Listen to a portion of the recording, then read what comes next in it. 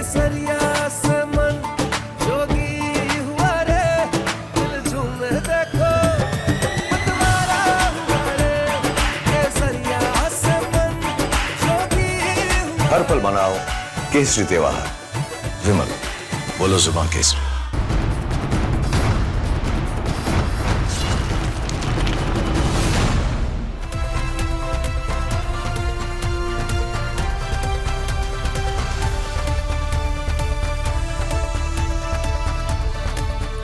नमस्कार, बहुत स्वागत है आपका। आप देख रहे हैं प्रहार, आपके साथ मैं हूं सलोनी श्रीवास्तव अजमेर। और प्रहार में आज सबसे पहले बात परमाणु महायुद्ध की आहट की।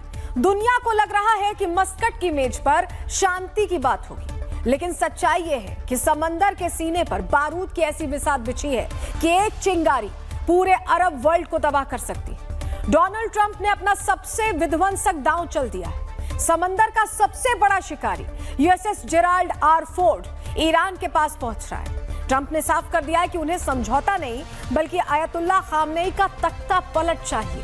वो सत्ता परिवर्तन का वो खेल शुरू कर चुके हैं जिसमें कूटनीति की अब कोई जगह नहीं बची है। उधर ईरान भी पीछे हटने को तैयार नहीं है। खामनेई ने मिसाइलों का वो शहर खोल दिया है जो समंदर से लेकर आसमान तक मौत का जाल बुन रहा है। क्या परमाणु वार्ता की टेबल सिर्फ एक दिखावा है जिसके पीछे महायुद्ध की तैयारी चल रही है? इस सवाल का जवाब आज आपको प्रहार में देंगे। दूसरी खबर पाकिस्तान की है जो खुद परमाणु शक्ति संपन्न बताता है खुद को, लेकिन वहां के फेल्ड जनरल की फेल्ड फौज ने घुटने टेक दिए हैं। आसमान से मौत बनकर बरसते ड्रोन ने जिन्ना के लोगों की नींद उड़ा दी है। बलोच लिबरेशन आर्मी ने अब वो वार किया है जिसकी कल्पना भी रावलपिंडी ने नहीं की थी।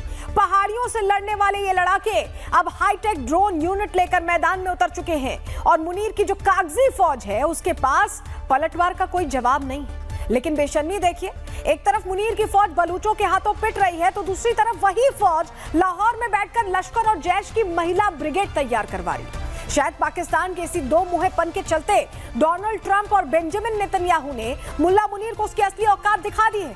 गाजा के जिस पीस प्लान में पाकिस्तान हीरो बनने गया था वहां उसे 12th मैन बनाकर किनारे कर दिया गया है। इस खबर पर भी पूरा अपडेट आपको देंगे। तीसरी खबर पूर्वोत्तर में देश की बढ़ती आसमानी धमक की है जिसे देखकर बीजिंग से लेकर ढाका तक खलबली मच गई है। दुनिया ने आज एक नया हिंदुस्तान देखा है जो सिर्फ सरहदों की रक्षा नहीं करता बल्कि दुश्मन के घर में घुसकर प्रहार करने की क्षमता रखता है। असम के डिब्रूगढ़ में आज सिर्फ एक सड़क का उद्घाटन नहीं हुआ बल्कि चिकन नेक को काटने का ख्वाब देखने वालों की कब्र खोदने का इंतजाम हो गया है। जब प्रधानमंत्री मोदी खुद वायुसेना के महाबली विमान से नेशनल हाईवे पर लैंड कर रहे थे तो वो संदेश सीधा था कि अब भारत के हाईवेज भी युद्ध के दौरान अपनी भूमिका निभाएंगे। आज इस आसमानी चक्रव्यूह की तस्वीरें आपको दिखाएंगे, लेकिन चलिए सबसे पहले बात अमेरिका और ईरान की तनातनी की करने जा रहे हैं क्योंकि यूएसएस जेराल्ड आर फोर्ड खाड़ी पहुंचने वाला है तो खामनेई ने भी हिट लिस्ट जारी कर दी है। कौन किस पर भारी पड़ेगा, सबसे पहले बात इसी की।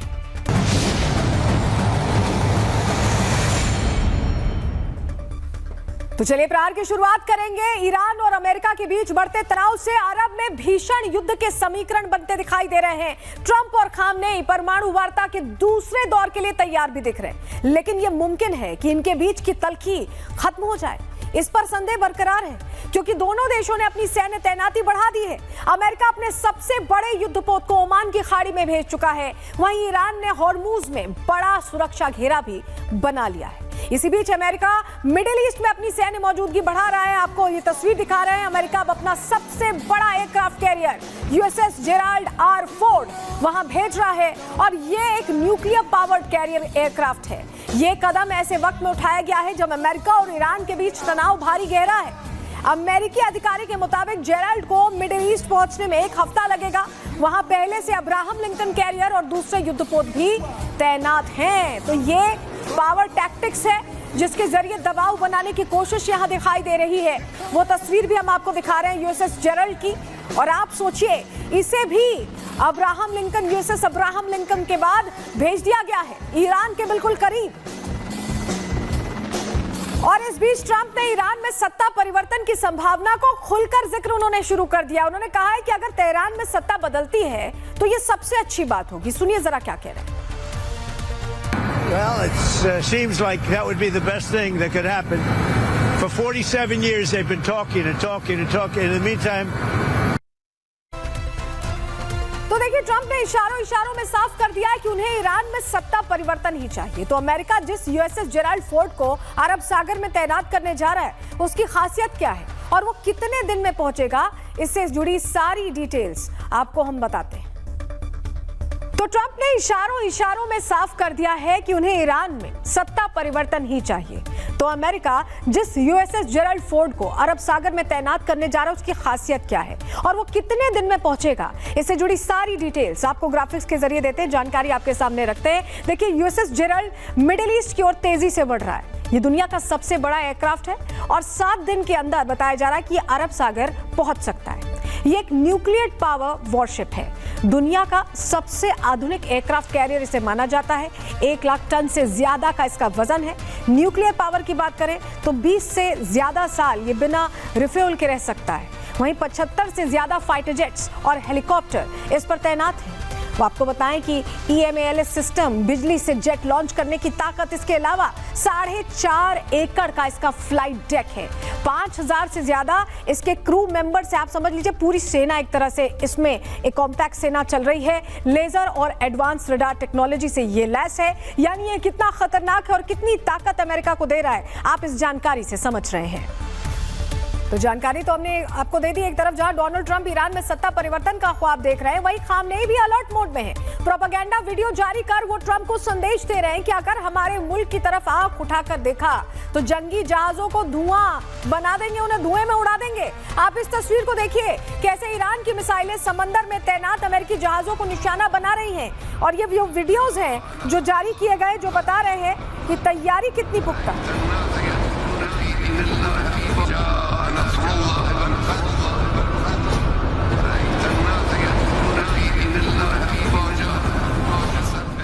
देखिए, एक तरफ जहां ईरान ने प्रोपेगेंडा वीडियो जारी किया है, वहीं दूसरी तरफ उसने अमेरिका इजराइल को अपनी मिसाइल ताकत का एहसास भी कराया। ईरान ने शक्ति प्रदर्शन किया है और बड़ी चेतावनी जारी की है। हमला हुआ तो हम भी तैयार हैं, ये मैसेजिंग की जा रही है ईरान की तरफ से।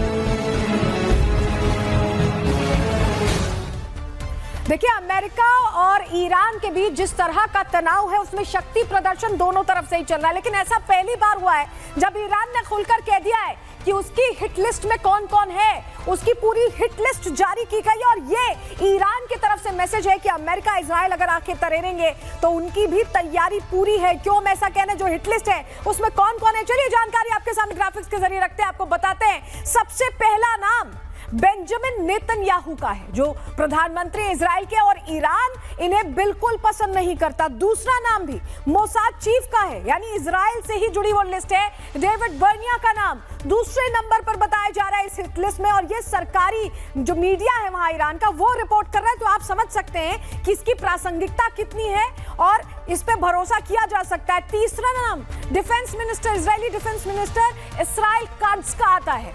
और चौथा नाम है ईयल जमीर का, जो IDF चीफ है, इजराइल डिफेंस फोर्स के चीफ है। यानी इजराइल का जो पूरा कहीं टॉप लीडरशिप कहें या डिसीजन मेकर्स कहें, वो इनकी हिट लिस्ट में है। अगला नाम एयरफोर्स चीफ का आता है, तोमार बार। तो ये वो नाम है, समझिए ये हिट लिस्ट बताती कि इजराइल पूरा का पूरा टारगेट पर है ईरान के।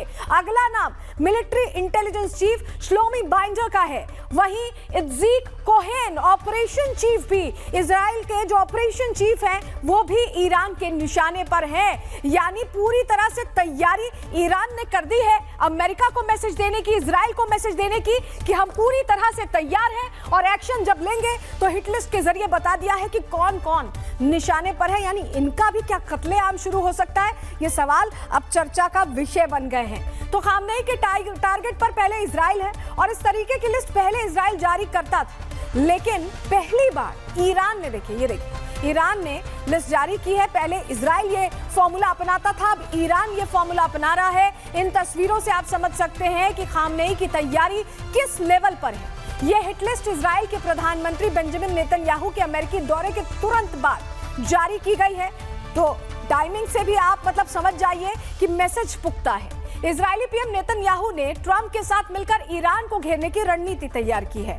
मतलब इन दोनों देशों ने मिलकर खामनेई के साथ डबल गेम खेलने की पूरी तैयारी कर ली है। नेतन्याहू का प्लान क्या है, चलिए ग्राफिक्स के जरिए आपके सामने हम जानकारी रखते हैं, आपको बताते हैं कि हम क्या कहना चाह रहे हैं इस पूरे मामले में।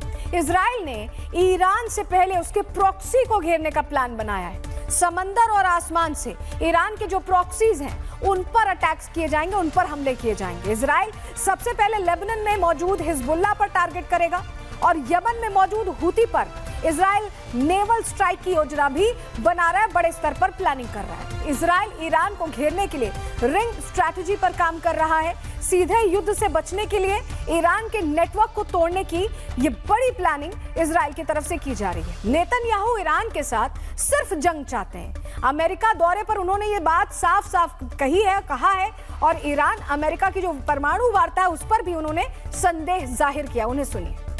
גלוי. כמובן השיחות התמקדו בכמה וכמה נושאים, אבל למעשה במשא ומתן עם איראן. הנשיא חושב שהאיראנים כבר למדו אם יש להם עסק. הוא חושב שהתנאים שהוא יוצר, בשילוב העובדה שהם בוודאי מבינים שהם טעו בפעם הקודמת שהם לא עשו הסכם, שיכול להיות שיווצרו התנאים להשגת הסכם טוב.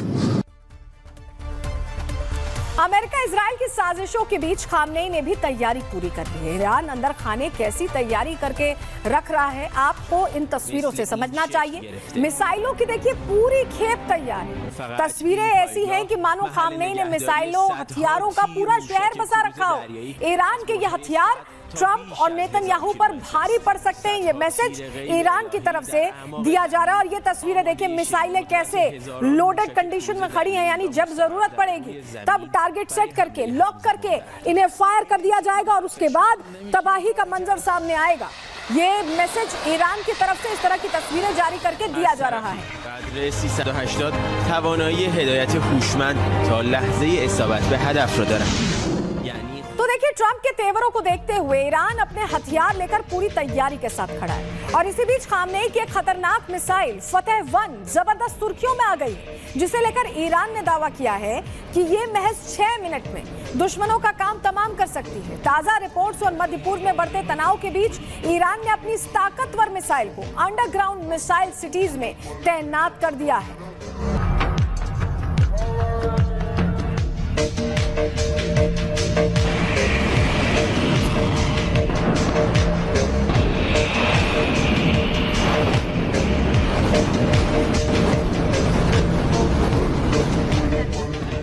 तो 6 मिनट में दुश्मनों का काल क्या फतेह बन सकती है, ये सवाल सभी के जहन में, खासकर अमेरिका और इजराइल के जहन में है। कितनी खतरनाक है फतेह-1 जिसका ये वीडियो जारी किया गया। चलिए फटाफट ग्राफिक्स के जरिए आपको पूरी जानकारी देते हैं, बताते हैं कि कैसे 6 मिनट में ये जो फतेह है ये डेथ वारंट है।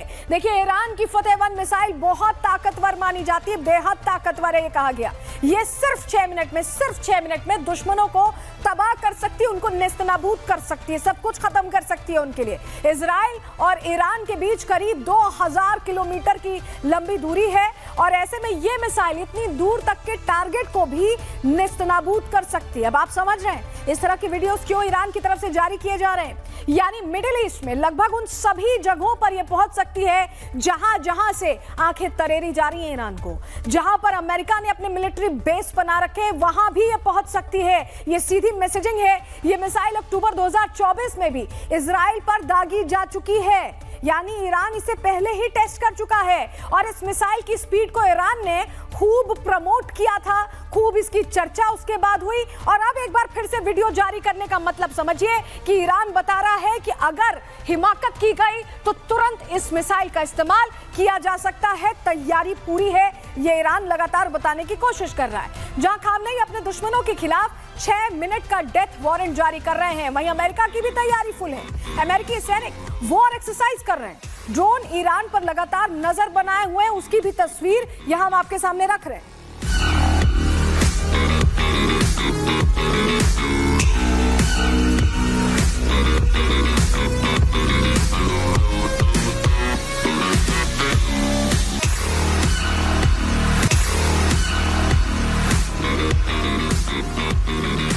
तो जंग के लिए अमेरिका की भी तैयारी आप देख रहे हैं, ईरान की भी तैयारी देख रहे हैं, जो बता रही है कि अब आर पार का वक्त लग रहा है कि आ गया है।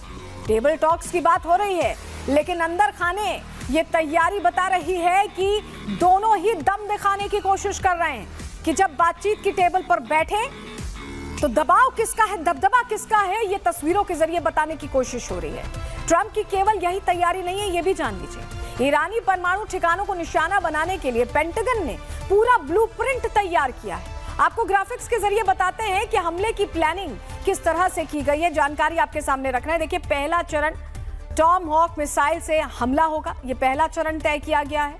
दूसरे चरण में जिसके एयरक्राफ्ट कैरियर से लॉन्चिंग टॉम हॉक मिसाइल की होगी, क्योंकि आप देख रहे हैं ना यूएसएस जेराल्ड फोर्ड आ चुका है, यूएसएस अब्राहम लिंकन पहले से खड़ा है।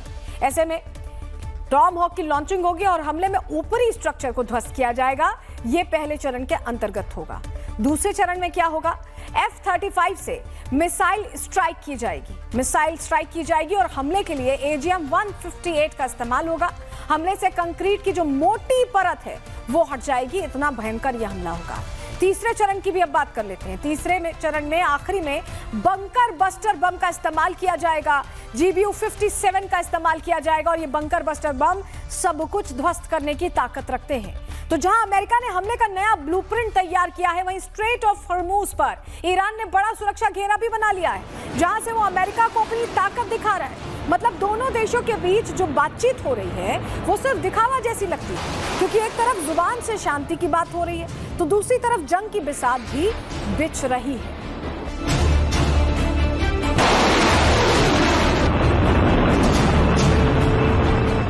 कुल मिलाकर ये समझ लीजिए कि दुनिया के ये दो कट्टर दुश्मन एक दूसरे को घेरने की पूरी प्लानिंग प्लॉटिंग कर रहे हैं। क्यों मैं ऐसा कह रहे हैं, इस रिपोर्ट से समझिए।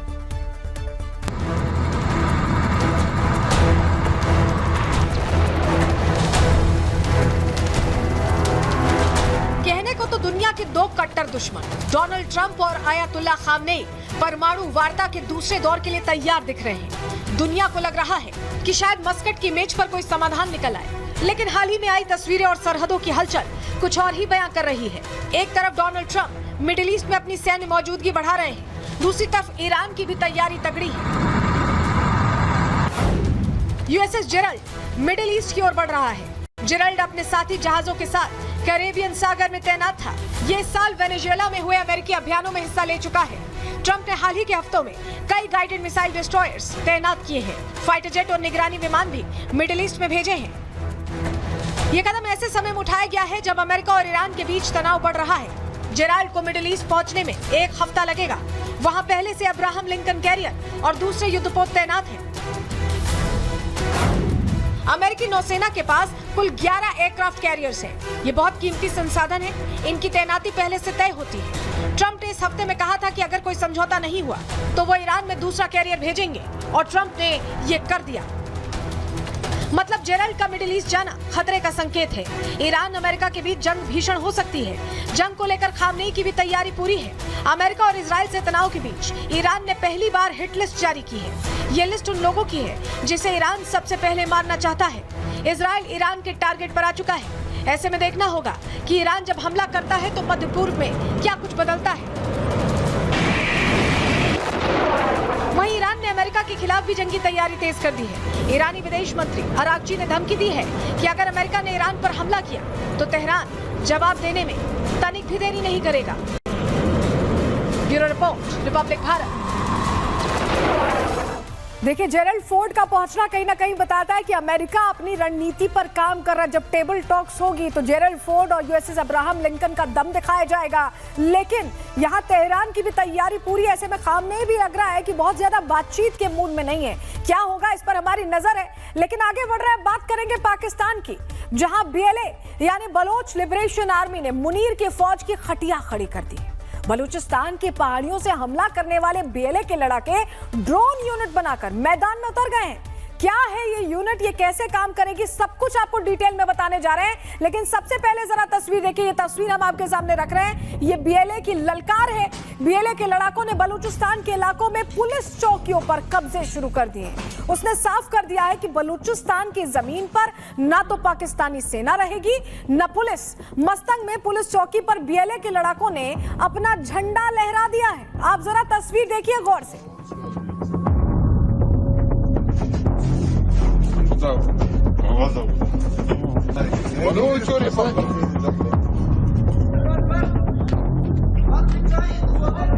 देखिए, बलूचिस्तान में तो ऐसा लग रहा है कि पाकिस्तानी सेना अपनी दुम दबाकर भाग खड़ी हुई है, क्योंकि बीएलए ने यहां पर अपना झंडा लगा के बता दिया है कि अब ये इलाका हमारा है। और जिस तरह से बलूचिस्तान में आगे बढ़ रही है बीएलए, ऐसा लग नहीं रहा है कि बहुत दिन तक पाकिस्तानी सैनिक वहां टिक भी पाएंगे।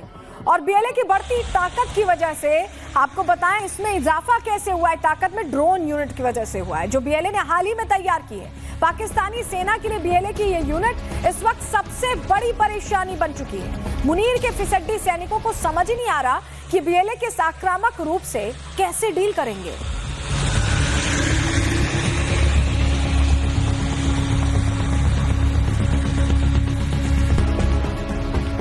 और देखिए, बीएलए की ये जो ड्रोन यूनिट है जिसका जिक्र हम कर रहे हैं, ये बलूचिस्तान में पाकिस्तानी सेना का सफाया कर रही है। इस यूनिट का नाम बीएलए ने कहर यूनिट रखा है और अपने नाम के मुताबिक पाकिस्तानी सेना को घुटनों पर ला दिया इस यूनिट ने। चलिए आपको बीएलए की इस यूनिट के बारे में थोड़ी डिटेल्स ग्राफिक्स के जरिए दे देते हैं, आपको बताते हैं। देखिए, बीएलए की ड्रोन यूनिट है कहर यूनिट जिसका नाम रखा गया, और कहर यानी काजी एरो हवाई रेंजर्स।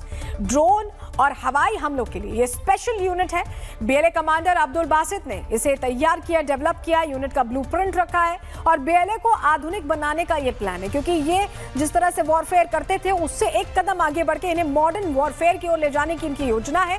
ऑपरेशन हेरोफ 2.0 में कहर यूनिट का जलवा दिख रहा है। ग्वादर में जो हमले हुए हैं उसमें इसी यूनिट ने कमान संभाली थी। पाकिस्तानी सैन्य ठिकानों और बंदरगाहों पर जो हमले हुए हैं उसमें भी इसी यूनिट का हाथ बताया जा रहा है। और बीएलए ने खुलेआम पाकिस्तान और चीन दोनों को धमकाना अब शुरू कर दिया है और वो बलोचों की जमीन खाली करने को कह रहे हैं, और साथ ही ये भी कह रहे हैं कि अगर खाली नहीं की तो अंजाम बहुत बुरा होगा। सुनिए।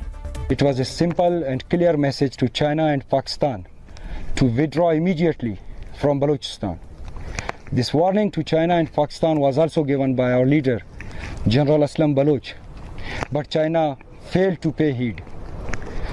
We once again make it clear that Gwadar and the rest of Balochistan belong to Baloch. It's our duty to protect our land and sea. और देखिए, इन्हीं धमकियों से पाकिस्तानी फौज की घिघी बन गई है। बलूचिस्तान में अपना कंट्रोल दिखाने के लिए पाकिस्तानी सेना वहां रिहायशी इलाकों में गश्त कर रही है, क्योंकि वो ये जानती है कि बीएलए बलोचों की बस्तियों पर हमला नहीं करेगी और इसीलिए वो वहां खोखला रौब दिखाने में लगी हुई है। आपको वो तस्वीर भी हम यहाँ दिखा रहे हैं। देखिए कैसे एक तरह से दबदबा जो बन रहा है उसमें रौब दिखाने की कोशिश है। दूसरी तरफ मुनीर की वही सेना आतंकियों को फ्री हैंड भी दे रही है। लाहौर में लश्कर ने एक महिला सम्मेलन कर पाकिस्तान की नीयत का पर्दाफाश कर दिया है। लाहौर में हुआ ये सम्मेलन ये बताने के लिए काफी था कि पाकिस्तानी सेना आतंकियों को किस कदर कवर दे रही है। आपको जरा ये तस्वीर दिखा रहे हैं, ये उस सम्मेलन की तस्वीर। आप देखिए कितने सारे लोग इस सम्मेलन में बैठे हुए हैं और ये फिदाइन ब्रिगेड तैयार करने की बड़ी तैयारी जैसी तस्वीरें दिखती हैं। और सूत्र ये बता रहे हैं कि लश्कर ने, देखिए ये जो सम्मेलन है वो खास तौर से जो महिला ब्रिगेड है उन्हें एक्टिव करने के लिए स्टार्ट किया है। आपको याद होगा जैश ने जमात उल मोमिनात बनाई और अब लश्कर भी कह रहा है कि उसी तर्ज पर उन्हें भी आगे बढ़ना है। क्यों मैं ऐसा कह रहे हैं, चलिए जानकारी आपके सामने ग्राफिक्स के जरिए रखते हैं। देखिए यहाँ पर जैश और लश्कर में महिलाओं की भर्ती अब इनका प्राइम एजेंडा बन गई है, उस पर काम चल रहा है। आप ये भी समझिए कि शहरी महिलाओं को ये जोड़ने का प्लान बना रहे हैं, शहरी महिलाओं को ये अपनी इस मुहिम से जोड़ रहे हैं और इनका मानना है कि इससे ये और पावरफुल होंगे। इसके अलावा पढ़ी लिखी जो महिलाएं हैं उनका ब्रेन वॉश किया जा रहा है, उन्हें नई नई कहानियां पढ़ाई जा रही हैं जिसके जरिए ब्रेन वॉश करके उन्हें शामिल किया जा रहा है। आईएसएस, बोको हराम और हमास जैसी यूनिट ये बनाना चाहते हैं, उसी तरह की प्लानिंग पर काम कर रहे हैं और इसीलिए ये रिक्रूटमेंट ड्राइव एक तरह से चलाई जा रही है। जैश की महिला विंग जमात उल मोमिनात जिसका मैंने जिक्र भी किया, उसकी हायरिंग, उसकी रिक्रूटमेंट, उसका पूरा प्रोसेस चल रहा था। इस बीच लश्कर भी अब एक्टिव मोड में आ गया है। अक्टूबर 2025 में आपको बताएं स्थापना जैश की महिला विंग की जमात उल मोमिनात की हुई थी और अब 26 में कहा जा रहा है कि लश्कर की महिला विंग ये चाहते हैं मदरसों की आड़ में ये आतंक का पाठ पढ़ाने वाला अपना पुराना फॉर्मूला महिलाओं पर भी लागू करने की कोशिश कर रहे हैं। लश्कर की महिला विंग का नाम तैबत रखा गया है, तैबत, और महिलाओं को आतंकी घटनाओं में एक्टिव करने के प्लान पर ये काम करना शुरू कर चुके हैं। जैश कर ही रहा था, लश्कर भी अब इसमें शामिल हो चुका है। आतंकियों तक रसद और हथियार पहुंचाना इनका मुख्य एजेंडा है, क्योंकि महिलाएं सॉफ्ट टारगेट हैं और उन्हें एक कवर की तरह ये इस्तेमाल करना चाहते हैं। बच्चों में भी आतंक के बीज बोने की ये ट्रेनिंग महिलाओं को दे रहे हैं कि परिवार से ही वो पूरा खेल वो शुरू कर देंगे। और यही वजह है कि उन्हें मस्जिदों में नहीं समझाना पड़ेगा, परिवारों में जो महिलाएं हैं वही आतंकियों की कम से कम सेमी ट्रेनिंग कर देंगी। इस तरह का कुछ मॉडल ये चाहते हैं, जिसको लेकर जैश और लश्कर अब काम करते दिखाई दे रहे हैं, जिसकी तस्वीर भी सामने आ गई। अब आप ये भी समझिए, लेकिन घाटी में इलाके में आतंकियों के पैर पसारने के मंसूबों को भारतीय सेना किसी भी कीमत पर कामयाब नहीं होने देगी। ये जानकारी हम क्यों दे रहे हैं, दरअसल ये एकदम क्लियर है, क्रिस्टल क्लियर है, क्योंकि किश्तवाड़ के बाद डोडा में भी बताया जा रहा है कि पहलगाम आतंकी हमले के मास्टरमाइंड और जैश के कमांडर सैफुल्लाह कसूरी की तलाश अब तेज कर दी गई है। वहां बड़े पैमाने पर सैफुल्लाह की तलाश के पोस्टर्स देखिए, इस तरह के पोस्टर्स लगाए गए जो हम आपको यहां दिखा रहे हैं, और इन पोस्टर्स के जरिए पहचान करने की कोशिश है कि आखिर ये छुपे कहां है, क्योंकि पाकिस्तान अपनी हरकतों से बाज नहीं आ रहा है। आज फिर पाकिस्तान की तरफ से ड्रोन के जरिए ड्रग्स की खेप भारत में पहुंचाने की कोशिश की गई। पाकिस्तानी ड्रोन से जम्मू के आरएसपुरा सेक्टर के पास हेरोइन का पैकेट गिराया गया और वहां करीब 20 करोड़ की ड्रग्स की खेप बीएसएफ और पुलिस ने पकड़ी है।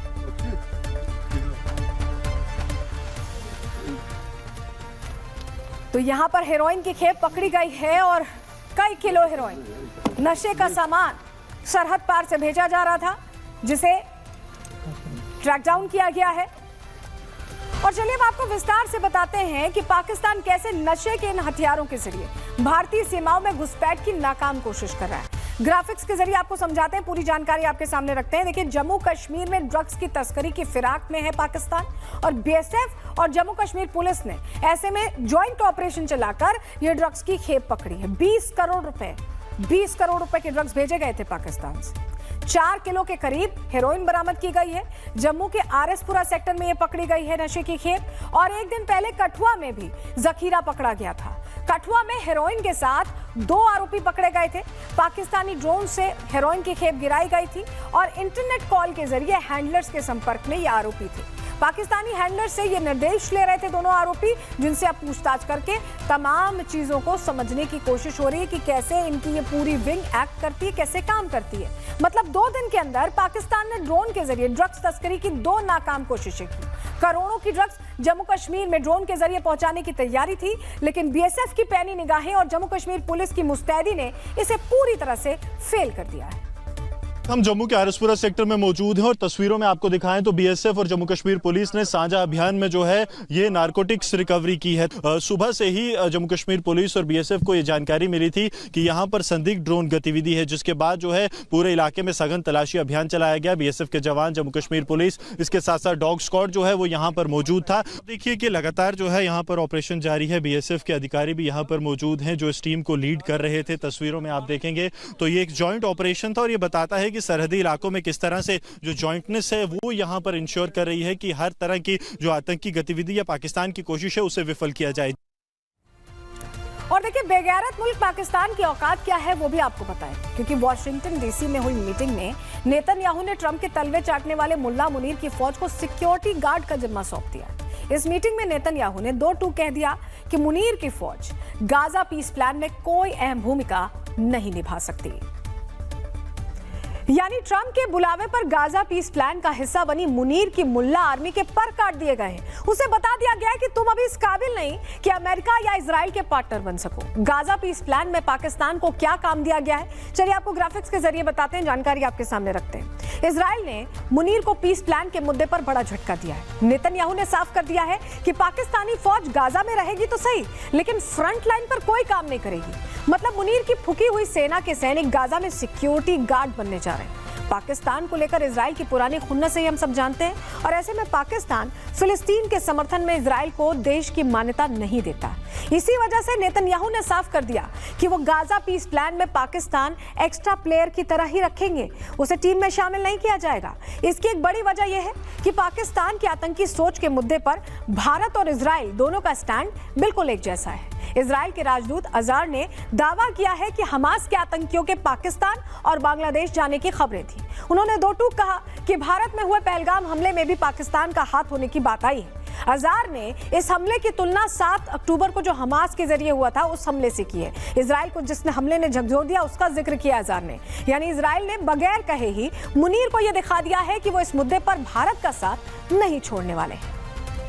यानी अमेरिका के कहने पर इजराइल ने पाकिस्तान को अपने साथ कमरे में तो रखा, लेकिन साथ बैठाने से मना कर दिया। यही स्टेटस है पाकिस्तान, क्योंकि दुनिया के वो मुल्क जो समझदार हैं वो ये जानते हैं कि आतंक के खिलाफ लड़ाई में पाकिस्तान कभी भी पाला बदल सकता है, और पाकिस्तान की ये बेशर्मी अब सारी दुनिया जानती है। इसीलिए वो घिरता जा रहा है। कैसे घिर रहा है, रिपोर्ट से समझिए।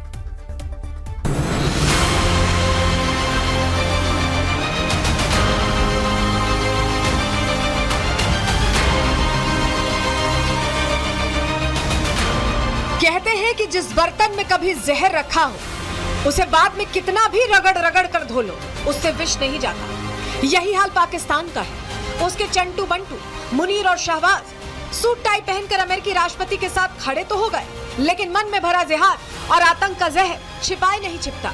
पाकिस्तान अपनी जमीन पर लश्कर और जैश के आतंकियों को महिला फिदायीन बनाने का खुला मंच देता है, ताकि वो आने वाली पीढ़ी में आतंक का बीज बो सके।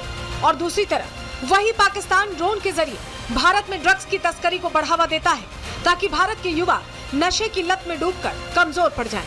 लेकिन शायद वो ये नहीं जानता कि उसके ये दोनों ही मंसूबे काम नहीं आने वाले। देखिए, इस वक्त हम जम्मू के आरसपुरा सेक्टर में मौजूद हैं और तस्वीरों में आपको दिखाएं तो बीएसएफ और जम्मू कश्मीर पुलिस ने साझा अभियान में जो है ये नारकोटिक्स रिकवरी की है। जम्मू कश्मीर पुलिस और बीएसएफ को ये जानकारी मिली थी कि यहाँ पर संदिग्ध ड्रोन गतिविधि है, जिसके बाद जो है पूरे इलाके में सघन तलाशी अभियान चलाया गया। बीएसएफ के जवान, जम्मू कश्मीर पुलिस, इसके साथ साथ डॉग स्क्वाड जो है वो यहाँ पर मौजूद था। पाकिस्तान की ये ड्रोन वाली चाल तो नाकाम रही, लेकिन उसके खिलाफ जो ड्रोन गरज रहे हैं वो उन्हें ही नहीं संभाल पा रहा। बीएलए यानी बलोच लिबरेशन आर्मी पाकिस्तानी फौज को बलोच की बंजर जमीन पर पानी पिला रही है, चुन चुन कर उन्हें मार रही है। बीएलए की कहर ब्रिगेड का जलवा इस कदर है कि पाकिस्तानी फौज के पसीने छूट गए हैं। यानी दूसरों के घर में घुसपैठ की कोशिश में लगे पाकिस्तान की मुट्ठी से बलूचिस्तान ऐसे फिसल रहा है जैसे रेत। और जिहाद का पाठ पढ़कर फील्ड मार्शल बना मुल्ला मुनीर शायद ये नहीं जानता कि रेत को जकड़ने के लिए मुट्ठी जितनी भी कसकर बींची जाए वो उतनी ही तेजी से हाथ से निकल जाती है। Bureau report, Republic Bharat. तो एक तरफ हमारा पड़ोसी मुल्क पाकिस्तान है जो आज दुनिया भर में अपनी हरकतों की वजह से किरकिरी करा रहा है। कंगाली और अंतर्राष्ट्रीय दबाव ने उसे चारों तरफ से घेर रखा है, लेकिन दूसरी तरफ भारत का ध्यान सिर्फ जवाब देने पर नहीं बल्कि अपनी शक्ति को अजेय बनाने पर है। आज भारत की इस नई शक्ति को देखकर बीजिंग में बैठे जिनपिंग की सांसें जरूर थम गई होंगी। असम के डिब्रूगढ़ में दरअसल नेशनल हाईवे पर बनी अत्याधुनिक हाईवे एयर स्ट्रिप का आज ऐतिहासिक उद्घाटन हुआ। और ये सिर्फ किसी एयर स्ट्रिप का उद्घाटन नहीं था, ये भारत की हवाई शक्ति, रणनीतिक तैयारी और पूर्वोत्तर की सुरक्षा क्षमताओं का ऐसा प्रदर्शन था जिसने मौके पर मौजूद लोगों के साथ साथ पूरे देश को गर्व से भर दिया। उद्घाटन के कुछ ही समय बाद आसमान में भारतीय वायुसेना का सबसे दमदार हाईवे एयर शो देखने को मिला। लगातार 40 मिनट तक एक के बाद एक 16 लड़ाकू विमान हाईवे पर उतरे, टचडाउन किया और फिर उड़ान भरते हुए शक्ति प्रदर्शन करते रहे।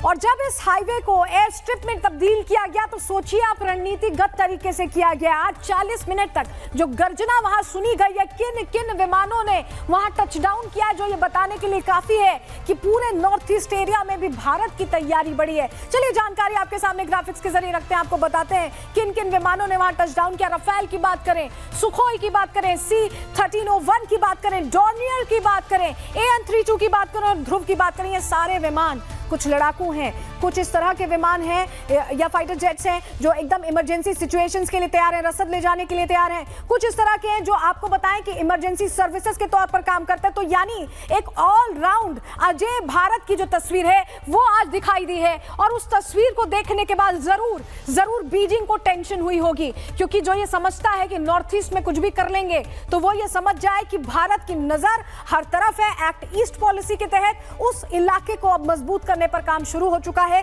ये हम बता रहे हैं दर्शकों को। तो समझ जाइए कि चीन सीमा के करीब देश की सामरिक शक्ति में आज एक नया अध्याय जुड़ ही गया। प्रधानमंत्री नरेंद्र मोदी वायुसेना के विशेष विमान से डिब्रूगढ़ जिले में मोरान बाईपास पर बनी आपात लैंडिंग सुविधा पर उतरे। वो तस्वीर हम आपको यहां दिखा रहे हैं। प्रधानमंत्री मोदी के लैंडिंग के साथ ही हाईवे पर स्थित ये पट्टी वायुसेना के रणनीतिक नेटवर्क का हिस्सा बन गई है। पीएम मोदी ने भारतीय वायुसेना के C-130J सुपर हर्क्यूलिस से लैंडिंग की है। आप इस तस्वीर को जब देख रहे हैं तो आप ये समझिए कि ये जो रोड है ये एक एयर स्ट्रिप की तरह काम करती है, यानी जब भी कोई इमरजेंसी सिचुएशन अराइज होगी तो ये उस पूरे इलाके को वॉर रेडी बनाएगी। असम में हाईवे पर जो रनवे बना है उसकी खासियत क्या है, ये क्यों महत्वपूर्ण है, सारी जानकारियां, सारी डिटेल्स आपको ग्राफिक्स के जरिए दे देते हैं। आपको बताते हैं कि ये स्ट्रैटेजिकली कितना अहम मूव है। देखिए, डिब्रूगढ़ के मोरान में रनवे बनकर तैयार हुआ है, जिसकी तस्वीर हम आपको दिखा रहे हैं। मोरान एयर स्ट्रिप NH 127 के 4.4 किलोमीटर हिस्से पर बनी है और ये भारत की पहली इमरजेंसी लैंडिंग फैसिलिटी है। यहाँ सेना और सिविल विमान दोनों उतर सकते हैं। जो हम आपको बता भी रहे थे कि हर तरह के विमानों को टच डाउन किया गया है। युद्ध और आपदा में हाईवे ही रनवे बन जाएगा, विमान यहीं से लैंड और टेक ऑफ कर सकेंगे। ये शक्ति हमें मिल गई उस इलाके में भी और सड़क का दोहरा इस्तेमाल संभव हो जाएगा। ये डुअल यूज इंफ्रास्ट्रक्चर मॉडल की तैयारी है भारत की और 40 टन तक के फाइटर एयरक्राफ्ट्स यहाँ ये जो रोड है, ये जो हाईवे है जिसे एयर स्ट्रिप हम कह रहे हैं, वो संभाल सकता है। 74 टन तक के ट्रांसपोर्ट विमान भी इस पर ऑपरेट कर सकते हैं। पूर्वोत्तर की सुरक्षा और कनेक्टिविटी दोनों ये मजबूत करेगा। यहाँ से पड़ोसी देशों पर नजर रखी जा सकेगी और अगर पड़ोसी देश कुछ हिमाकत करते हैं तो जवाब भी यहीं से दिया जा सकेगा। इस बीच आपको बताएं, पीएम मोदी ने गुवाहाटी से दुश्मनों को सीधी चेतावनी भी दी है कि ये नया भारत है, दुश्मनों को घर में घुसकर मारता है, डर से आज भी पड़ोसी मुल्क कांप रहे हैं। उन्होंने क्या कहा, सुनिए। कि नया भारत अपनी सुरक्षा के लिए हर तरह से तैयार हो रहा है। आज का भारत न सिर्फ अपनी सीमाओं को सशक्त कर रहा है, बल्कि देश के दुश्मनों को उनके घर में घुसकर जवाब भी देता है। तो प्रधानमंत्री को आपने सुना। मोरान रनवे रणनीतिक रूप से क्यों अहम है, आपको ग्राफिक्स के जरिए वो जानकारी भी दे देते हैं, आपको बताते हैं। देखिए, मोरान रनवे रणनीतिक रूप से बहुत ज्यादा इंपॉर्टेंट है। यहाँ से चीन की सीमा लगभग 240 किलोमीटर दूर है, यानी LAC के बिल्कुल पास ये एक्सरसाइज हुई है। यहाँ से चीन की हर हरकत पर नजर रखी जा सकती है। यहाँ से रफेल करीब 7 मिनट में LAC तक पहुंच सकता है। सुखोई लगभग 10 मिनट में LAC कवर कर सकता है। मिटियोर मिसाइल करीब 2 मिनट में लक्ष्य भेद सकती है। इससे पूर्वोत्तर में भारत की एयर पावर को नई धार मिली है। हमारी शक्ति दुनिया ने देख ली है और समझ ली है कि भारत किस तरह से स्ट्रैटेजिकली मूव कर रहा है। इधर देखिए, मोदी तो फुल फॉर्म में थे, तो उधर यूपी में योगी ने सदन के भीतर विपक्षियों पर चुन चुन कर वार किए हैं। यूपी में माघ मेले से गरमाया अवि मुक्तेश्वरानंद का मुद्दा एक बार फिर से बयानबाजी के केंद्र में आ गया है। इस बार योगी ने विधानसभा में खड़े होकर अवि मुक्तेश्वरानंद और उनके हिमायती नेताओं को निशाने पर लिया। योगी के निशाने पर कौन कौन रहा, सब कुछ आपको बताएंगे, लेकिन सबसे पहले आपको सुनाते हैं कि योगी ने कैसे दो टूक क्लियर कर दिया है कि यूपी में सिस्टम से बड़ा कुछ नहीं है, कोई नहीं है, खुद मुख्यमंत्री भी नहीं है। सुनिए जरा। 4 करोड़ श्रद्धालु जहां पर आए हों, वहां पर जो एग्जिट गेट है, जहां से श्रद्धालु बाहर निकल रहा है स्नान करके, उस द्वार, उस पेंटून से, उस मार्ग से किसी को बाहर निकलने का कोई वो नहीं, क्योंकि उससे अंदर जाने का कोई प्रयास करता है तो एक नए स्टैम्पेड को जन्म देता है, वहां पे नए भगदड़ को जन्म देता है, श्रद्धालुओं के जीवन के साथ खिलवाड़ करता है। एक जिम्मेदार और मर्यादित व्यक्ति कभी इस प्रकार का आचरण नहीं कर सकता है।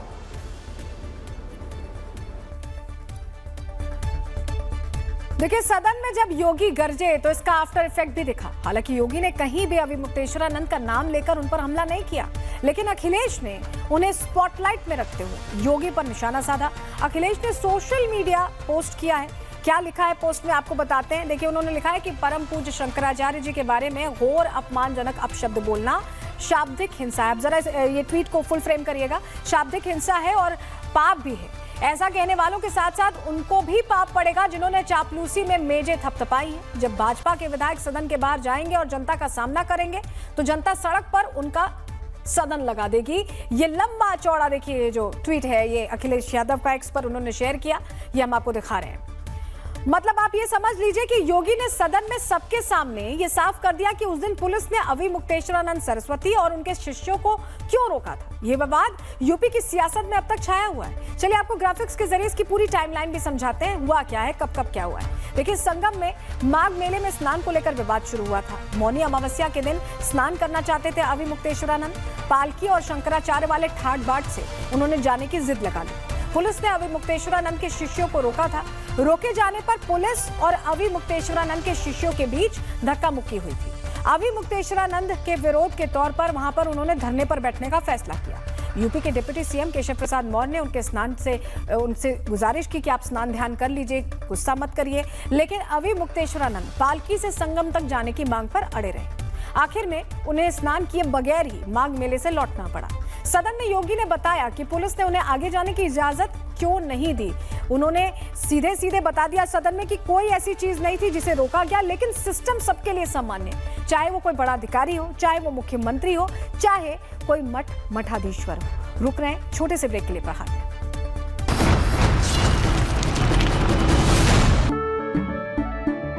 केसरिया से मन जोगी हुआ रे, दिल झूमे देखो मतवारा हुआ रे। केसरिया से मन जोगी हुआ। हर पल मनाओ केसरी त्योहार। विमल, बोलो जुबान केसरी।